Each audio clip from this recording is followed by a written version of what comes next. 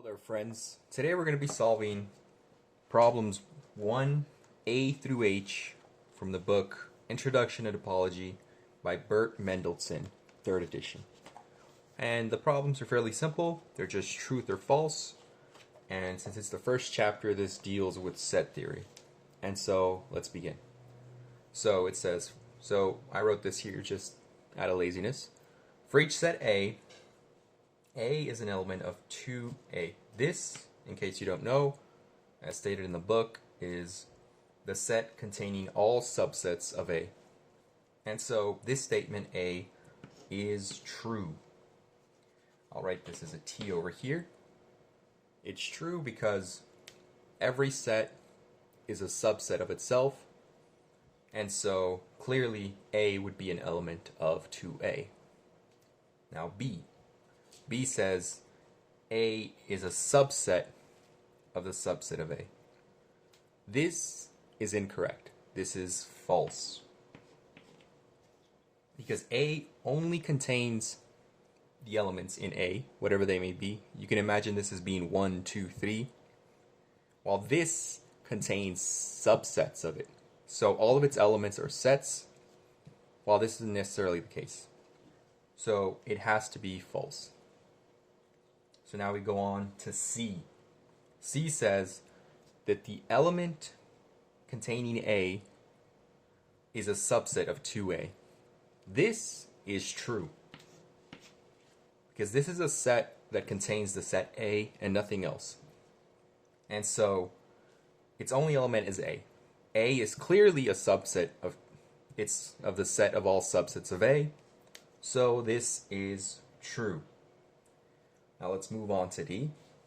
D says that the empty set is an element of the subsets of A. This is true as well.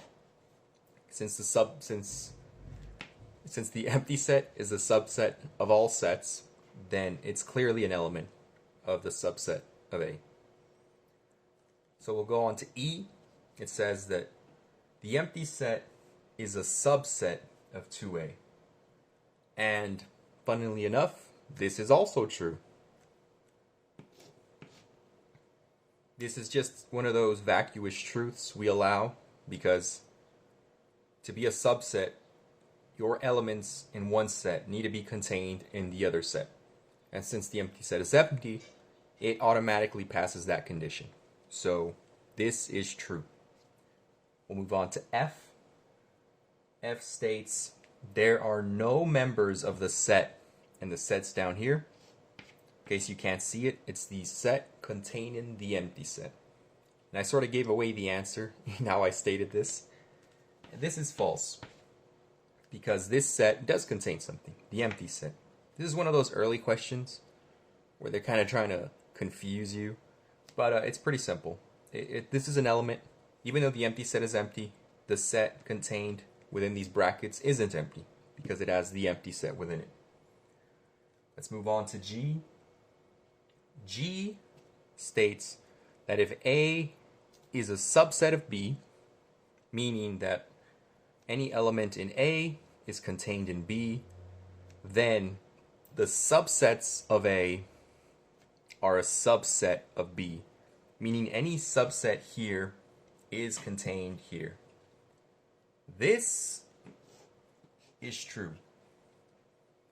And the reasoning behind this is you could do like a little simple example. Let's say A is the element containing 1, 2. We'll say this is the element containing 1, 2, 3. Then the subsets of 2A are 1, 2, and 1, 2.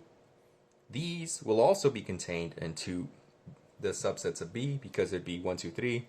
Subsets are 1, 2, 3, 1, 2, 2, 3, 1, 3, 1, 2, 3. Empty set, of course, for both. And so this is true. Now on to the last one, which states there are two distinct objects in this set. And it says the set containing the empty set and a set containing the empty set. Now this one's a bit funky, but from what I could tell, this is true.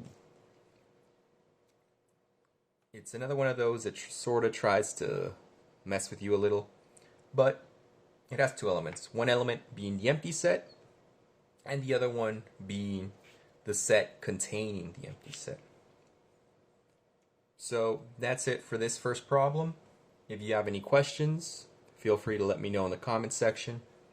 If there's anything else you would like me to solve, say from a different textbook, a worksheet, homework, something you're curious about, feel free to let me know in the comment section as well. Thank you for watching, and I hope you have a nice day.